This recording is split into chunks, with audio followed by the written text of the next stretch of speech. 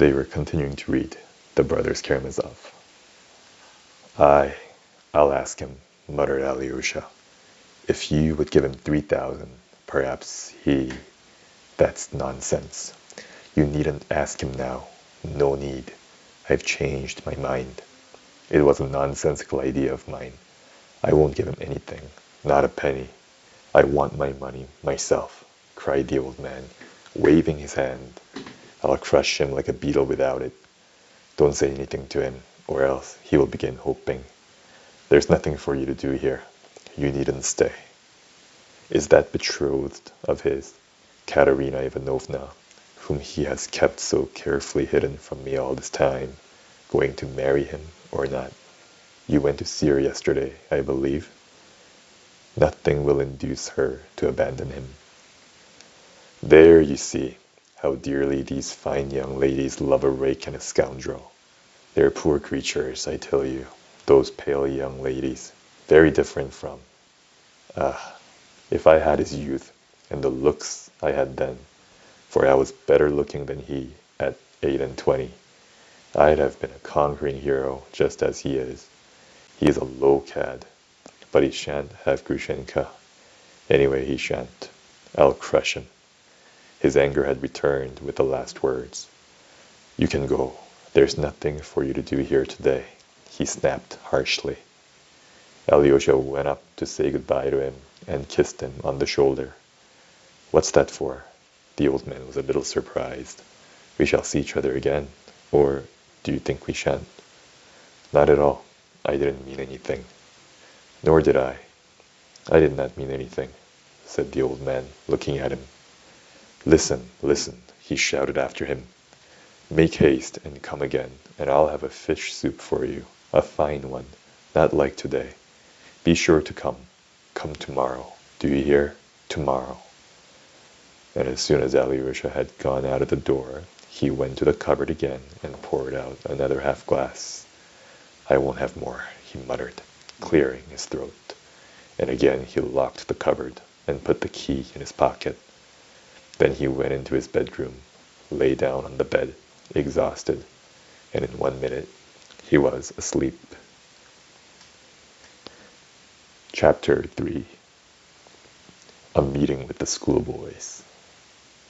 Thank goodness he did not ask me about Grushenka, thought Alyosha, as he left his father's house and turned towards Madame Holakov's, or I might have to tell him of my meeting with Grushenka yesterday. Alyosha felt painfully that since yesterday, both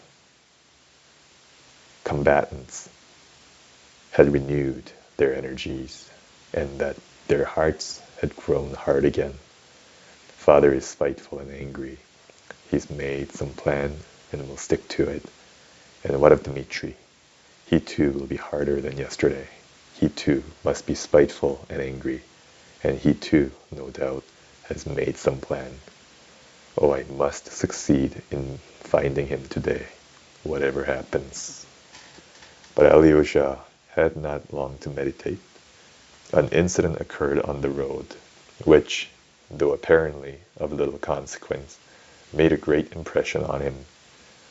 Just after he had crossed the square and turned the corner, coming out into Mihailovsky Street, which is divided by a small ditch from the high street. Our whole town is intersected by ditches. He saw a group of schoolboys between the ages of 9 and 12 at the bridge.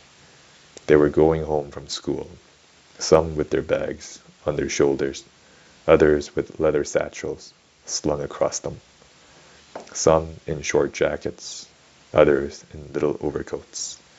Some even had those high boots with creases round the ankles, such as little boys spoilt by rich fathers love to wear. The whole group was talking eagerly about something, apparently holding a council. Alyosha had never, from his Moscow days, been able to pass children without taking notice of them. And although he was particularly fond of children of 3 or thereabout, he liked schoolboys of 10 and 11 too. And so, anxious as he was today, he wanted at once to turn aside to talk to them. He looked into their excited, rosy faces and noticed at once that all the boys had stones in their hands. Behind the ditch, some 30 paces away, there was another schoolboy standing by a fence. He too had a satchel at his side. He was about 10 years old, pale, delicate looking, and with sparkling black eyes. He kept an attentive and anxious watch on the other 6, obviously his schoolfellows with whom he had just come out of school, but with whom he had evidently had a feud.